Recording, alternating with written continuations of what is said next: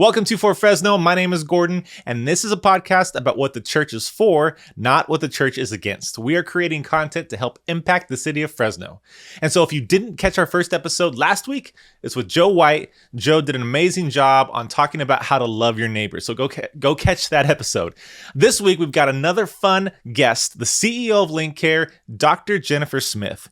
She's been there for over a decade as a clinical psychologist, and she graduated from FPU with her BA, and then she got her master's and her PsyD, not PhD. I think it's PsyD, which I think is a little harder to get into, which means she's really smart, from Fuller Seminary. And so she loves working with kids and families and also people who have lots of anxiety and depression and just really helping people get through that. And what better time than to help talk about that during this 2020, 2021 kind of season, the pandemic, staying at home, all the crazy things going on. So let's jump into the conversation here with Dr. Jennifer Smith.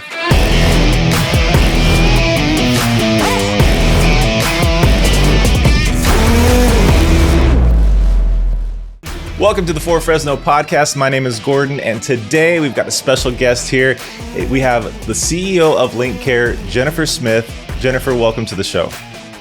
Hi, thank you for having me. Yeah, I'm so excited to have this conversation with you, partly because Linkcare has been near and dear to my heart. I know some of the people on staff, but also use some of the services, and even Brent Lindquist, who is the president of Linkcare, is a good friend, and is just really excited to talk about what we're going to talk about today regarding what Linkcare can do for the city of Fresno.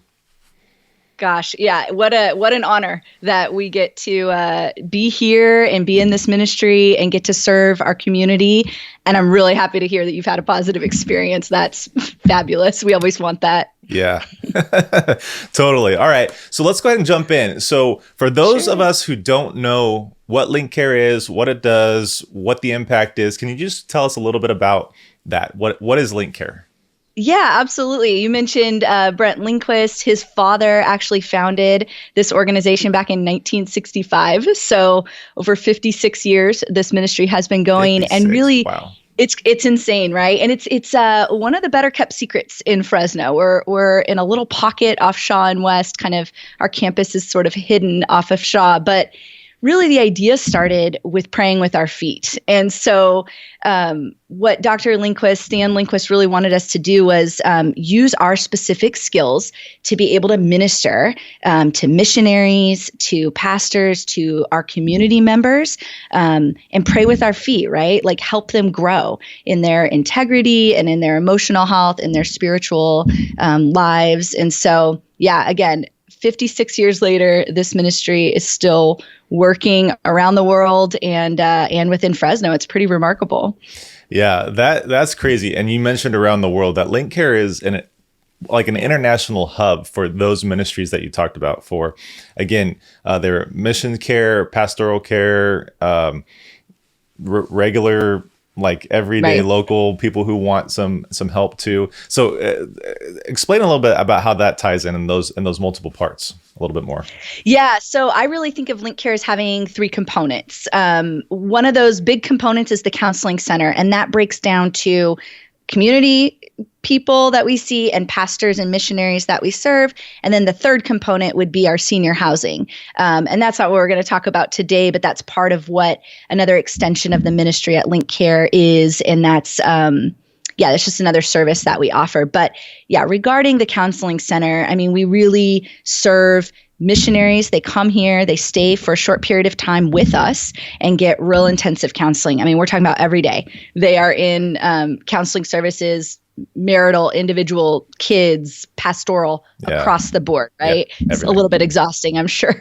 But the idea is that they come with all sorts of different issues that are going on in their lives. Some regular stuff that you and I would deal with, some depression, adjustment issues, anxiety issues, but also, good grief, spiritual warfare and moving to a completely new country. And so the idea would be that, how do you imagine this, right?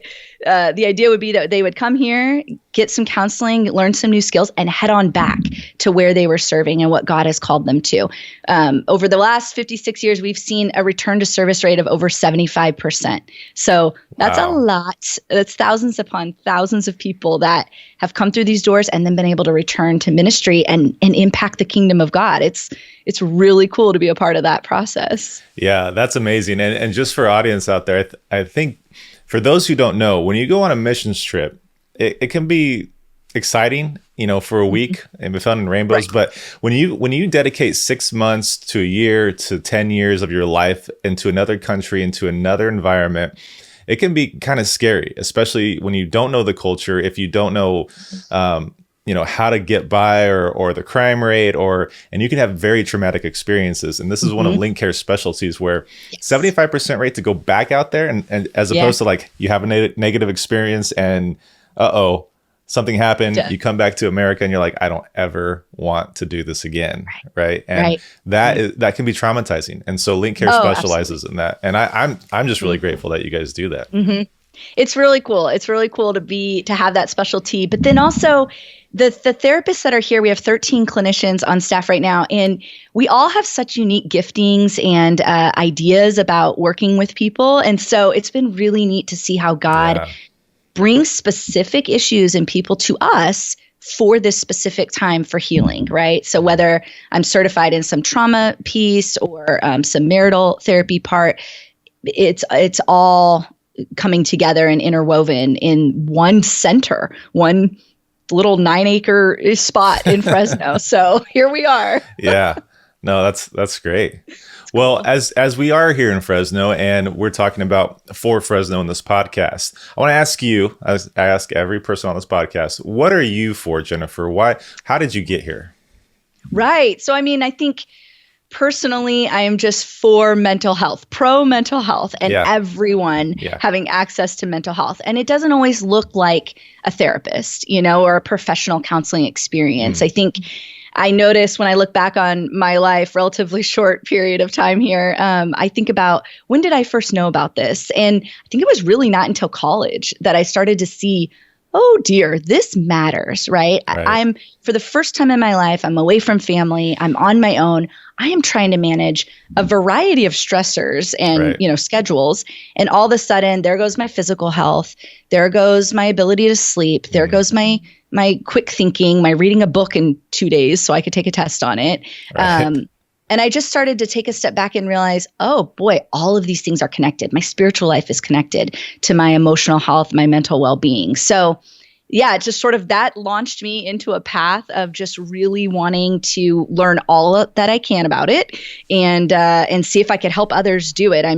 I've got my own, personal quirks that make me relatable to some people, but that's really what I want to do, is just talk about emotions all day long and how do I help you with them, Right. And isn't that such an interesting time period you mentioned college is where you started to see it more. And I think we all kind of feel it there, right? Because that's, we're 18 or an adult, and whether we go to college or we're just the college age, we start wanting to really make our mark, whatever that may be. And it can get kind of crazy. And so to understand that, even as an adult at 18, we need to make good decisions and start caring for our mental health. And that's a great foundation, because without unchecked, for years, it could spiral down. I think that's what leads people to addictions and things that can be pretty traumatizing if they haven't worked through it already. Right. And we were talking about missionaries. One of my favorite populations to work with is young adults, because this is like solidifying childhood things, stuff I learned from my parents, and then new stuff that I'm learning. And so you will start to see more, maladaptive behaviors popping up. Substance abuse, self-harm, pornography use, things like this, where I have to figure out some way to cope. You can't possibly expect me to run on 4 hours of sleep every night. Right. And I broke up with my boyfriend and, I have an exam coming up. This is really tough. And so, my heart just kind of goes out to that population, because I think everything gets spring loaded. All the stuff that I didn't deal with throughout my life doesn't just go away. It just kind of goes and then launches forward like a volcano. And it really tends to erupt at an inconvenient time. So usually it's not happy when it's erupting for us. Right. And unfortunately, you see that, like, just a short example in Hollywood where you got these young actors and actresses coming and they don't know how to cope, and their life is exposed everywhere, and they need a ton of love and care in order just to be stable and do their job. 100%. I know. Yeah. I know. They're normal people too, right? Just like our missionaries, just like you and me, when we seek counseling professionally, we're all human. And these things don't exempt us from having mental health issues or needing extra support. Yeah. Yeah. Well, as we are talking about this organization and what it can do for the city, why is this organization important? And why is it specifically important to Fresno? We've already touched on a lot of ideas with that, but more specifically, why is this important? Yeah, when I think about that, what really comes to mind is COVID and the impact of COVID. None of us are strangers to it at this point, right? Over a year in, and we've all been impacted pretty significantly. I'm not just talking about being sick, but within our communities and within our families. And so then that makes me think about emotional health, mental health issues. And I think what we've seen in COVID, especially to me, is this like iceberg effect where all of the issues existed underneath, but then you threw on a whole big stressor of a pandemic. Yeah. And wow. So it's not that you were, just suddenly a very anxious person, or just suddenly you struggle with some depression kinds of features. It probably already existed there, but you were managing it in your own way. Sure. And now these things really erupted. So this is incredibly important for our community here in Fresno. We're all in this together. I know that we keep saying that, but we really are. We're living together and we're trying to help this community and be part of it. And so if we're going to do that, we have to look inside. We have to take care of ourselves so that we can take care of all of the people around us and be good stewards of that, right? Yeah. And you bring up COVID to really exacerbate all the different things that, say you're stressed out of your job, but then all of a sudden you got to work from home. You got to figure out how to have a good setup at home. You got to figure out what you're going to do with the kids and then their setup at home. You're going to figure out how to live with everybody 12 to 16 hours a day, as opposed to, you may not see your family for 8 hours while you're working, and there's different dynamics and relationships. So now, and then on top of that, there's no light at the end of the tunnel last March, right? I mean, everybody said, let's do the 2-week, whatever. But now after that 2 weeks, you're like, this could be life forever. I don't know, until they get a vaccine, which fortunately we have now. But that time period, especially in the summer, caused so much anxiety, right? And I think you mentioned anything between addictions or even suicide rate, I heard went up quite a bit. Those types of things, and that's really scary. And that's where you guys come in, and you're like, okay, we see that, and we want to be a resource, and we want to help reach as many people as we can to change that, which is really amazing. Yeah.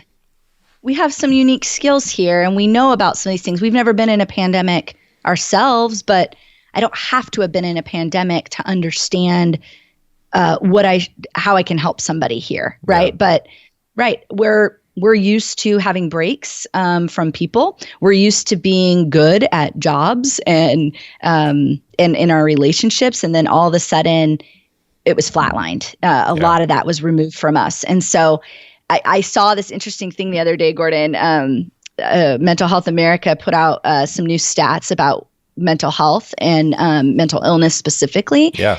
1 in 5 adults experience mental health issues. Right. Wow. 1 in 5. That's 20% of us. That's right. That's so I have a family one person of 4. in every household.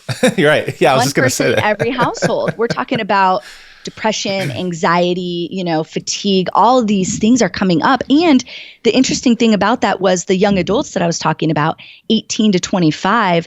Those are the ones that have the highest prevalence. Oh, wow. Holy moly, that's scary. Right? Yeah. I mean, these are our young people, and And our youth too. I mean, gosh, 13% of kids 12 to 17 are saying, yes, I have experienced a depressive episode. Wow. That's bigger than just sadness or struggle sleeping. So this is actually a thing. Yeah. This is something that is going on. This isn't like, oh yeah, I think my grandma struggled with that, or I knew a kid in school. Right. This is in our neighborhoods. This is in our homes. So it is very important to Fresno that a place like Linkcare exists and we're a resource for you, but yeah, that we pay attention to it too, right? Right. And that made me think two things. Number one, and this is the more spiritual aspect of this, where if you believe in God, then you most likely believe in a devil. And if you believe in the devil, you believe what God says about the devil in the Bible, where he's trying to destroy our lives every single day. And he's had thousands of years to practice. And so this isn't anything new to him, where he's looking at this current culture and wanting to destroy people's lives, and mental health is a big way to do that. And the second thing that I was thinking about, obviously this isn't just a rare thing anymore. Like you said, my grandma might have had this, or someone I know might have had this. Mm-hmm. You said almost a good 20% of us have some type of deeper seated thing. What do we do to move forward on that? Like if I'm one of those 5, I probably either don't recognize it, or I just want to sulk in my depression. Right. So how do I get myself out of that? How do I recognize it in others? And how do we become better as a city moving forward to help people in mental health and not be prideful about it? Like, no, I don't have mental health issues. I'm fine. I'm blah, blah, blah, blah, blah. Like, how do we approach that? Right. I think that, most of us think it's pretty scary, right? At first, that sounds like a really big thing to bite off. That sounds like something I'm not very good at. And most of us aren't very good at it. We didn't grow up in these households that we're all talking about it all day long. Yeah. But so that's part of the problem as I see it. But I also think that it's really improving. I mean, we are in a decade now where we're talking about mental illness more than we ever have before. Our churches are talking about it. Yeah. I am getting invited all the time to speak with different groups at churches in this community alone about how do we recognize, just the questions you're asking, how do we recognize and what do we do? So wow, if our churches are talking about it, if my pastor is sharing his or her experience and how they got resources. My schools are talking about it all over the place. So it's just becoming more of an everyday language, which already is going to set us up. Because one of the biggest problems I see, one of the things I spend the most time on when I'm working with clients is language, giving them language to be able to express what's going on for them. Oh, yeah. We always know sad, mad, glad. Those are our 3 emotions we got down, right? Yeah. But sad also involves a few other words. And so it's nice if you have a professional experience where you can get that, but you can also get that in a lot of other areas, I think, is what I'm starting to see. Like our churches, our community centers, our schools are talking about that. So let's get some language going. Once I get some language for it, it's a little less scary. It's if Gordon says to me, I don't know, Jennifer, I've just been, my hands shake a lot. I can't stop. I think about one thing all the time. So when you ask me a question, I don't follow you. I find that I wake up a lot at night. I don't know what's going on. And I say, gee, Gordon, it sounds a lot like anxiety. Yeah. This is what anxiety is. And you're able to say to me, oh, yeah, that's what I'm feeling. What do I do about that? How do I start to address that? You know? And so already we set you up into a good place. I think then it also, the second part of that would be that it brings in our community. It allows me a shared language to be able to talk about. So now when I talk to Gordon about I'm not feeling very great, I have some anxiety things, he says, oh, me too. And here's what I've done.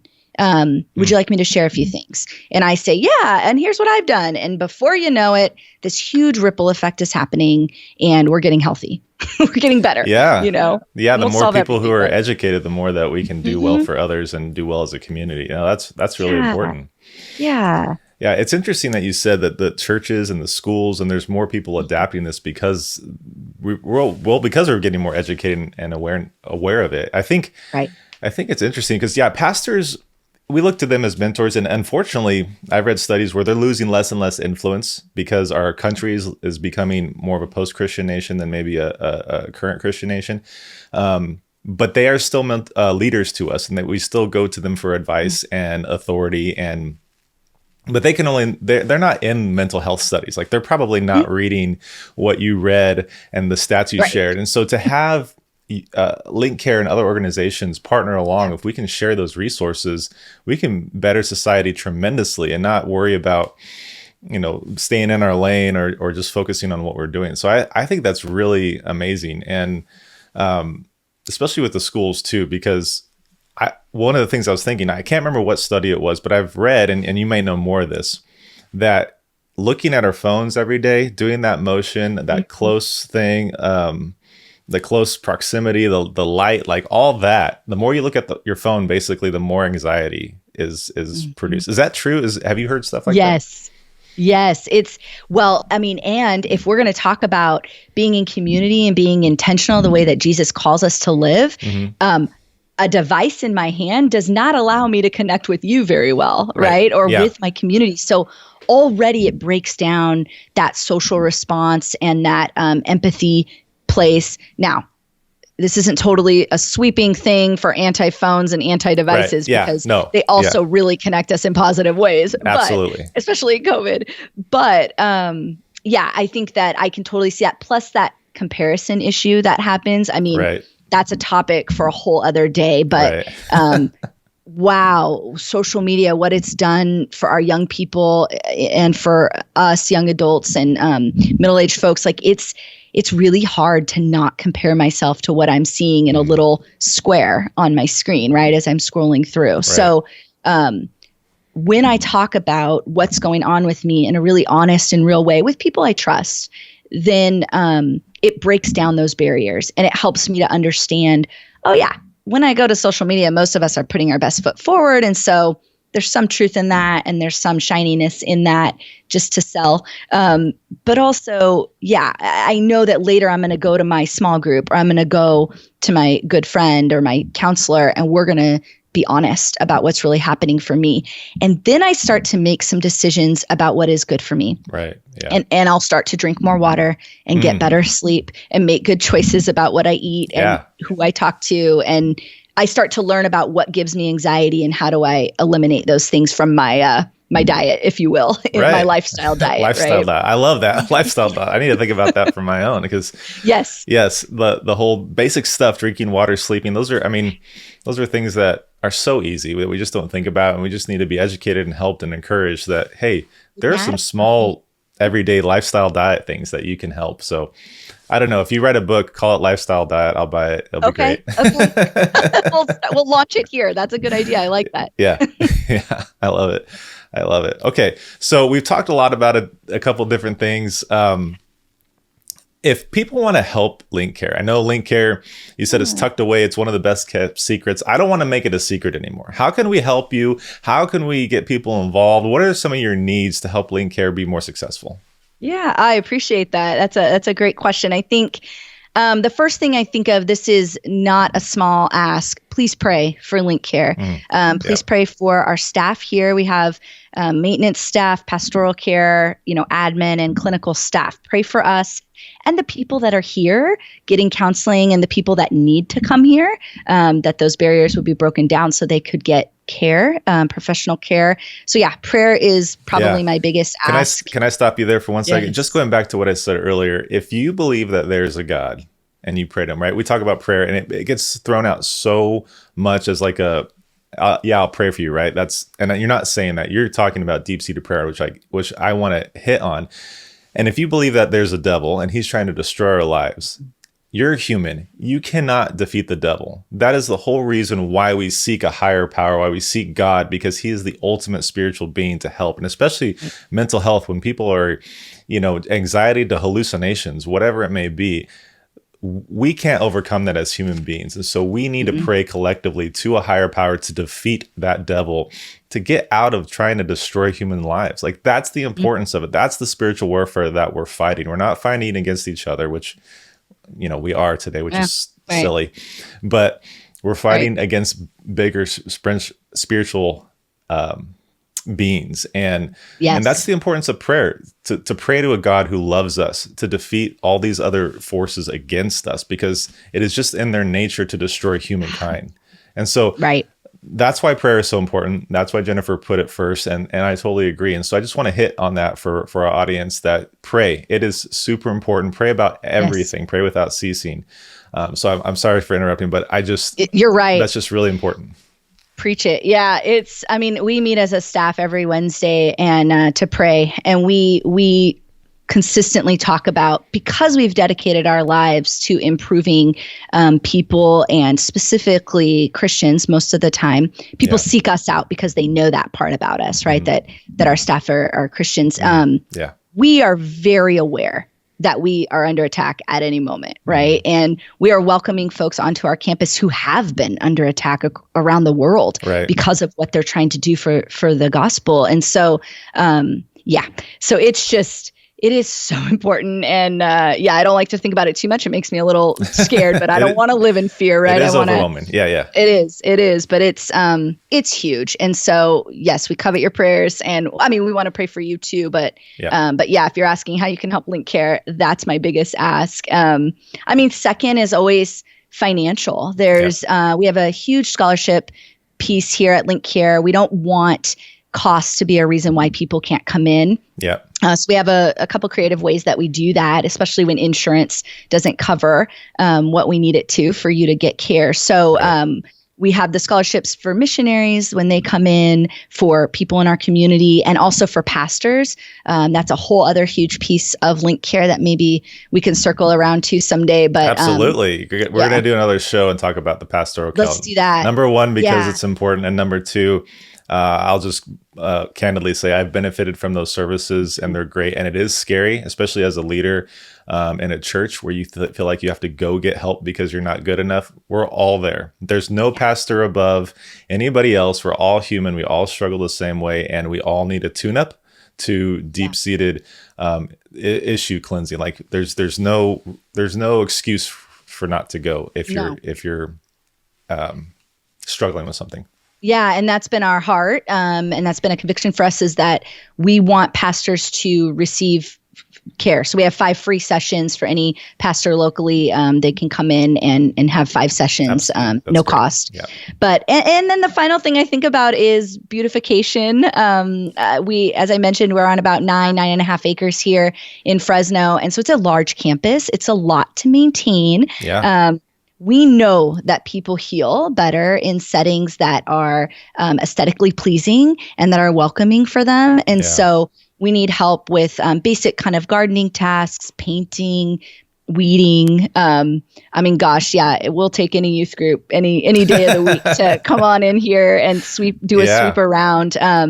We're looking at expanding staff right now. The pandemic has been seen a huge demand on mental health. And so we need office spaces, we need furniture, we need stuff like that. So all the normal stuff you would think about. But for me, I really we are a high caliber, I think, counseling center. Our staff are incredibly talented. And so I would like our setting to look like that, to reflect that. The caliber of counseling that you're getting when you're here. So beautification is huge to us. Yeah, and I agree with that. Just like anybody would take care of their home, you want to take care of your office space, especially since not only, let's say, we're not going to be, what are they? Not clients. I work in the world with clients, especially because you have clients and patients and people who are coming in, and they don't want to enter a room already having a chaotic mind and entering a chaotic room and just feel like I'm going to be disengaged because of I just can't stop looking around, or I don't know if something has been cleaned in a while, or if there's trees and shrubbery and junk, or not that your place looks junky or anything. But it's important. Yeah, but that's the mental game that it plays with it. And you said it so well that we heal better in different areas, and that's why we have like the healing garden in Woodward Park, and we have parks around us. We have our homes. We take care of our own landscape, and so if you've got skills to help with that, if you have youth groups or teams, any of that type of stuff, we want you to get involved with Linkcare and to help that. That's super exciting, and it could be really, really helpful for a lot of people. It would be. If you think about it, clutter takes up space in your mind as well, so right. if I've got stacks going on all around me and I'm looking at that and I'm living in that, that's an extra bandwidth within my brain that I have to manage. But if I could drive onto a campus or come into an office and it's clean and and aesthetically pleasing, that already relieves so much pressure in my mind and allows me to get to kind of the vulnerability a little bit faster. It's really remarkable. I don't understand all the brain science behind it, but I know it's there. Yeah, I've seen it. And there's studies on that, and I'm sure you could Google anything and easily find something. So, if we want to get involved, how do we contact you? Yeah, I'd love for you just to contact me directly, and I can kind of mobilize where we need to go from there. So email is probably the easiest way, always, right? And a phone call as well would be just fine. My email is just my name, Jennifer Smith @linkcare.org. And I would very much welcome an hour, a minute, 4 days. I don't care what it is. We will take it very graciously and happily. Great. Awesome. Okay. Well, we'll put that in the links and the captions. Jennifer, this has been a great conversation. I'm so excited that we got to talk. I'm going to just give you a minute platform to tell our audience anything that we may not have talked about. Is there anything that you would want to share? I think the biggest thing that I'm remembering and thinking about as we're talking today is this ripple effect. I don't want to underestimate the ripple effect of when you take care of yourself, how that bounces out into the world, into your family, into your congregation, into your community. And so, especially as we talked about pastors a minute ago, we'll circle back to that another day, but wow, the opportunity for a pastor to really care for him or herself, and dedicate some time, burn some calories on your lifestyle diet, right? Yep. Then you impact your congregation, you impact Fresno and the world. And so it's not a small feat. It's very important. And it's not like it's super time consuming. It's a little bit of time each day. We can get it into bite-sized chunks for you. So yeah. Do you have a tip? I know we kind of talked about sleeping and drinking water more, but what's something else you can take away? The tip I want to give you, especially in a pandemic, is please take a break. Go ahead and turn the news off. Go ahead and send those alerts away and all the notifications off of your phone.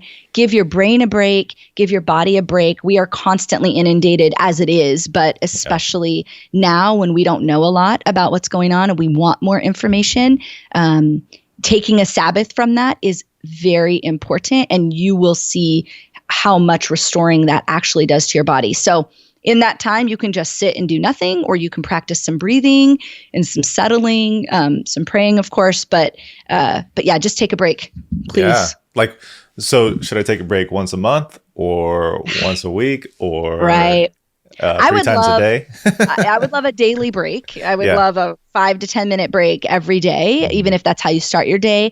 And then maybe we do more of an intentional one weekly or monthly, something a little bit longer where I do like a whole day of no devices or no screens. Right. But you have to plan for that. So I don't know that you could do that every week, but especially some of us, our jobs depend on that stuff. But yeah, let's get it every day, a few minutes.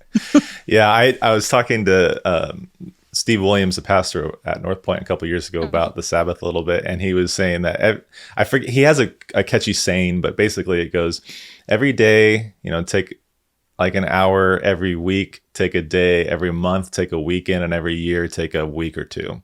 And that's kind of like a good Sabbath rule as far as the rhythm between all our work, right? And we're not supposed to work every single day. And the pandemic, a lot of people working from home, sometimes they don't make that 5 o'clock switch anymore. They just keep working, or they come back to it at night. And I know a lot of people struggle with that. And so here's the encouragement and the permission.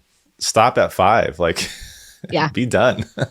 This is your prescription, actually. If I could give, I don't have prescription privileges, but if I did, I would prescribe all of us the break, and you won't be sorry. And I promise you won't miss anything. I mean, come on, it's 10 minutes or it's an hour a week. I love that formula. Yeah. That is absolutely right. And you won't miss it. It will be there for you when you come back. Yeah. Great. Well, Jennifer, thanks again for being on the show. Love talking to you. We're going to get you back on to talk about the pastoral care side of it. And we can't wait to see you next time. Yeah, thank you. Thank you very much. I'm happy to come back anytime. Absolutely. What a great conversation with Dr. Jennifer Smith. Thank you for coming on the show. It was great talking about tips on mental health and just being healthy there at the end, being, resting more, drinking water, those types of things. It's just really great to be reminded of just the simple things to be healthy. Also, I want to thank our listeners. I really appreciate your support here at the beginning episodes, just for you to jump in on the ground floor with us. It's been awesome.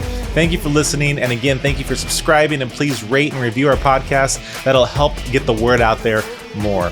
And also, if you want to help Linkcare with some of the things that Jennifer talked about today, whether it be just praying weekly, or if you want to help with scholarships by giving, or if you want to help with beautification by donating some of your talents, or getting a team together or a youth group together to just dig your hands in those 9 to 9.5 acres of land, or help move furniture, or just whatever it may be to help the beautification of the site, you can email her at jennifersmith@linkcare.org. That's jennifersmith@linkcare.org, and that would be really great. Lastly, if you've heard Jennifer speak today and you're just really impressed with Linkcare, or really impacted by her and her team and what they're doing, you could send them a digital thank you. Often people who are a part of nonprofits do relentless work day after day, and they don't get much recognition. And so this is a way for us as a community to look at those leaders and say thank you for all the hard work you're doing and the people you're impacting, whether it be families, pastors, missionaries, whoever it may be. Just thank you, thank you, thank you. And so you can go to our website at forfresno.com, visit this podcast episode, and there's a thank you card where you can thank Jennifer and her team. All right, so next Wednesday, we're going to have episode 3 featuring Michael Puglia, a good friend of mine who leads Battle Zone Ministries. We're going to talk about men's struggles, how men can grow in their faith, and Mike's got a lot of great things to share on that. So stay tuned next Wednesday, episode 3 with Michael Puglia.